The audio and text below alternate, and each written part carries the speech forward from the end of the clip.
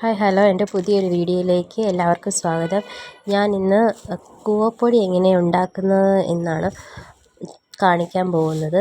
അപ്പോൾ നമ്മളിത് ഫ്രഷ് ആയിട്ടുള്ള കൂവ ഇത് പറിച്ചെടുക്കുകയാണ്. നമ്മുടെ പറമ്പിൽ നിന്ന് തന്നെ ഫ്രഷ് ആയിട്ടുള്ള കൂവ പറിച്ച് അത് എങ്ങനെ പൊടിയാക്കാം എന്ന വീഡിയോ നമുക്ക് കാണിക്കാം. അപ്പോൾ വീഡിയോയിലേക്ക് പോകാം.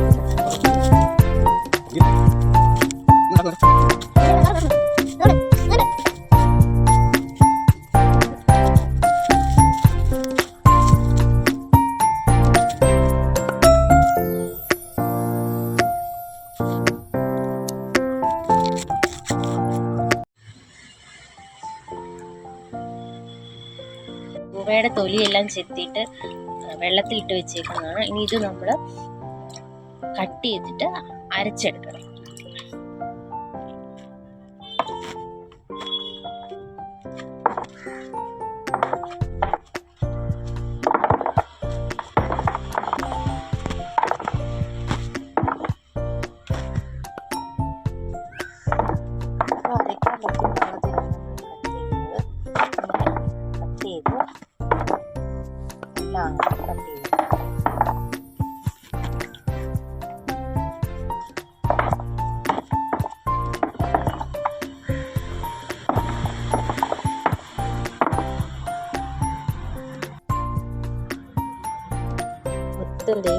അരിഞ്ഞ് എടുത്തിട്ടുണ്ട്. ഇത് മിക്സിക്കകത്ത് അരിക്കുന്നതുകൊണ്ടാണ് നമ്മൾ അരിഞ്ഞെടുത്തത്.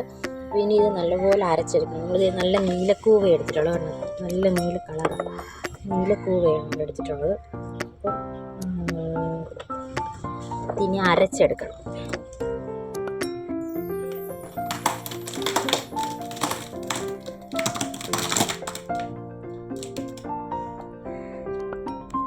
നമ്മളിതെല്ലാം അരച്ചെടുത്തിട്ടുണ്ട്.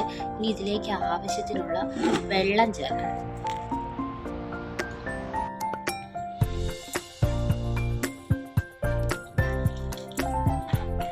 ആവശ്യത്തിനുള്ള വെള്ളം ചേർത്തിട്ടുണ്ട്. ഇത് നല്ലപോലെ ഒന്ന് ഇളക്കിയിട്ട് ഇത് നമ്മൾ അരിച്ചെടുക്കണം. അപ്പോൾ അരിച്ചെടുക്കാം. ഇതുപോലെ ഒരു തുണി കെട്ടിയിട്ട് നമ്മൾ ആവശ്യത്തിനുള്ളതിനെ അരിച്ചെടുക്കണം. ഇത് പിഴിഞ്ഞെടുക്കാം. അപ്പോൾ നമ്മളിത് ആദ്യത്തെ തവണ അരിച്ചെടുത്തത് എത്രയുണ്ട്. ഇനി ഇത് വീണ്ടും ഒന്നുകൂടി ഇത് ഒന്നുകൂടെ അരിച്ചെടുക്കണം. ഇതിനകത്തേക്ക് ഇനിയിപ്പം നമുക്ക് കുറച്ച് വെള്ളം കൂടി ചേർക്കണം. കുറച്ച് വെള്ളം കൂടി ചേർത്തിട്ട് വീണ്ടും ഒന്നും കൂടി അരിക്കണം. നമ്മളിത് 2 തവണ അരിച്ചെടുത്തിട്ടുണ്ട്. ഇത് ആദ്യം അരിച്ചതും ഇത് രണ്ടാമത് അരിച്ചതുമാണ്. ഇത് രണ്ടും കൂടി ഇനി മിക്സ് ചെയ്തിട്ട് ആവശ്യത്തിനുള്ള വെള്ളം കൂടി ചേർത്തിട്ട് നമുക്കൊരു 7 ദിവസം ഇത് റെഡി ആവാനായിട്ട് വെക്കണം. പൊടിയാവണമെങ്കിൽ 7 ദിവസം ആകും.